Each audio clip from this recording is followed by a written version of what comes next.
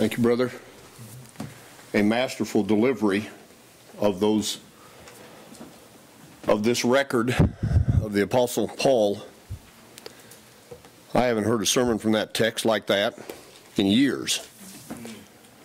I'm so taken, I hardly know where to begin to exhort you about these things. The application to us, of course, is very apparent and very personal, isn't it?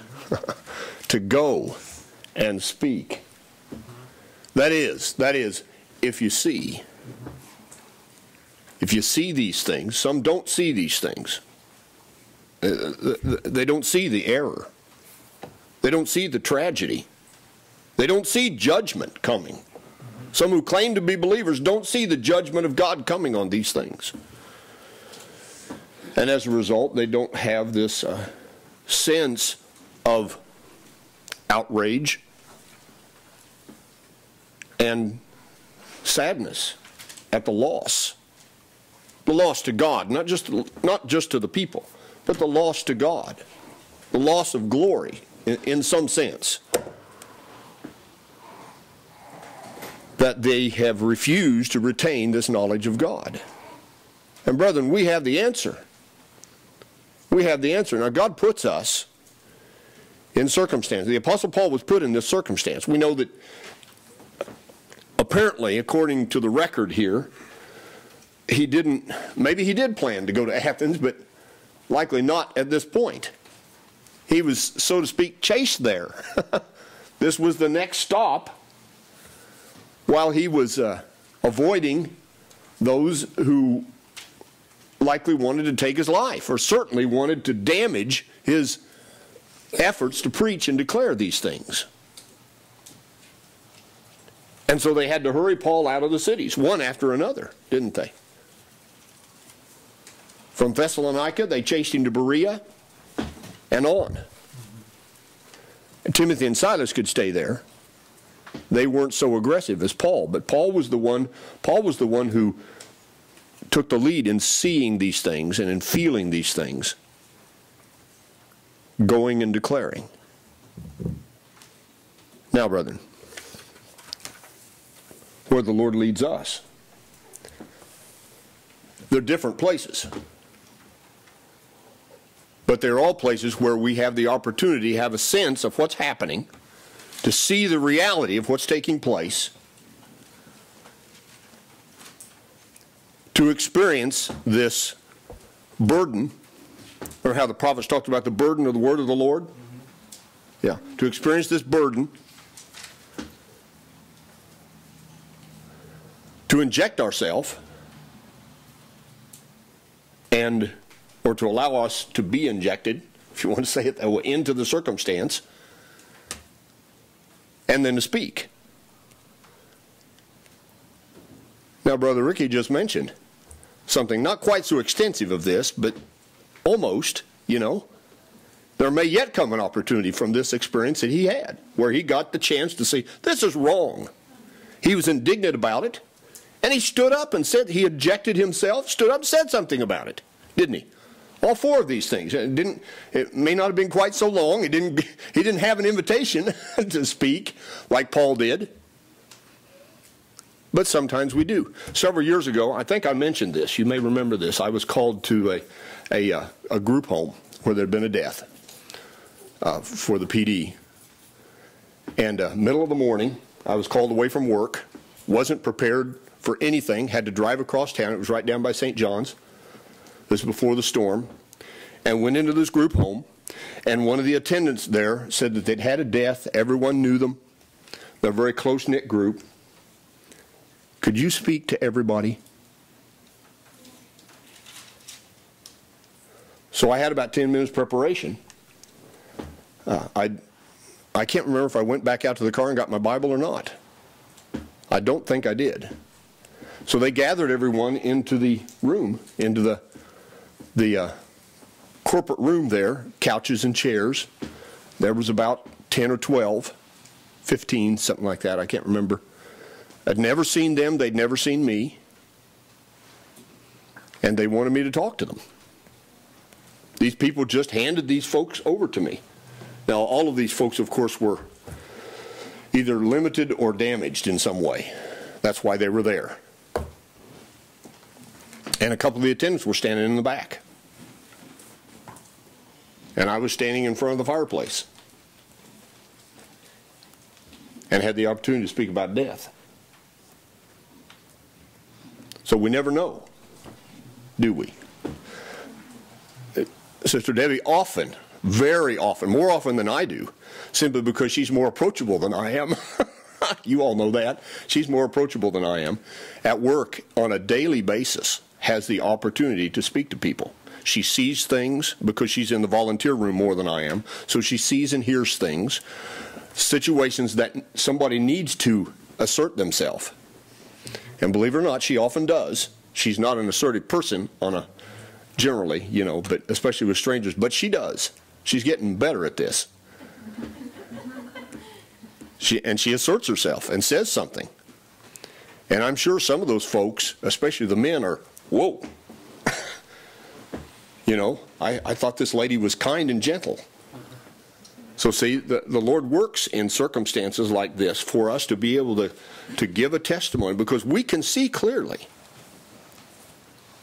what's at stake, because we've been informed of the truth. It's been revealed to us.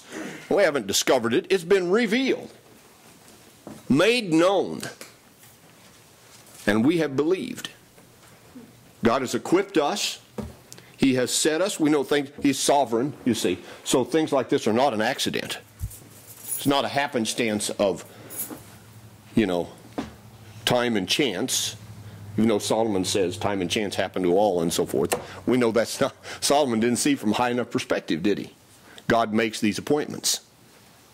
He makes these appointments. And gives us the opportunity then to declare certain things. We can assert ourselves. We can go. We can assert ourselves and say, hey, wait a minute. We might approach it that way. Or we could say, did you ever think about this? Or let me tell you something that I know. See, there's all kinds of ways to approach and make an opening, maybe, or enter into an opening where the Lord has made the opening. It's not up to us to make the opening. Unlike, you know, Brother Jason mentioned the Roman road or evangelism explosion, which I used for a while, which lasted about 3 months. And that was the end of that. So God brings all of us to these. Brother Robert is mentioned. Of course, Brother Robert's an aggressive person, and he has lots of opportunities out there in the business world to speak about these things. And he will stand up. We know he will, don't we? He'll stand up and say these things.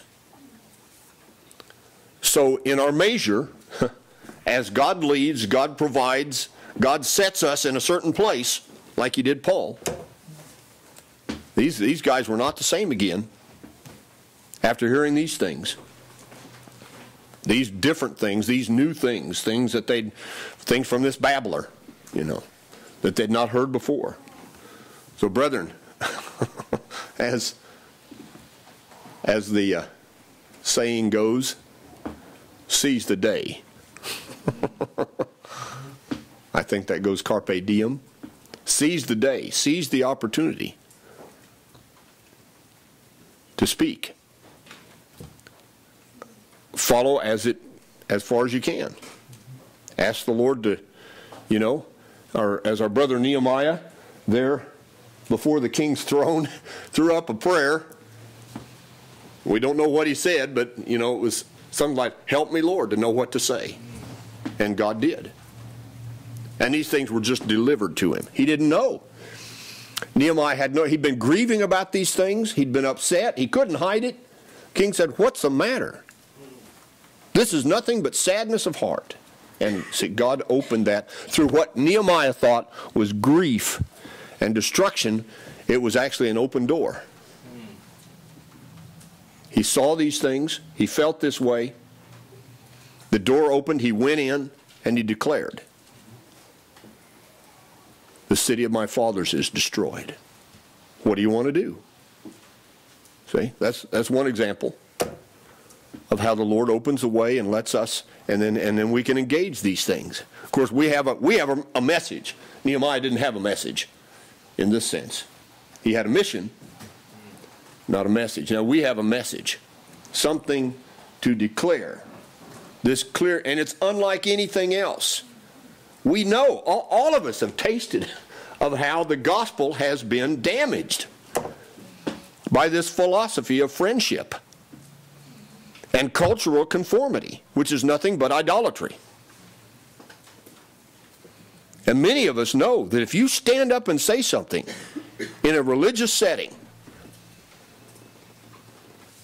about the cornerstone and the foundation of God's truth, you will be slapped down by religious leaders from every quarter.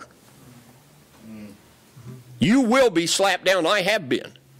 Brother Given has been. You will not be respected by most of them. They tremble at the thought of such a thing. The personal threat, the career damage that could be done. My goodness. You could lose your paycheck over something like that, see? You could lose your job because you stand up and speak the truth in an aggressive fashion. Yeah. You really could. But as our brother declared to us, on that level, thinking on that level of success or failure, never even entered the Apostle Paul's mind. Amen. Success for him was to see, feel, go and declare. Then he was successful. God is sovereign. He will, so to speak, in Paul's words, give the growth. Won't he? Brethren, you have some comments about these things. Good things.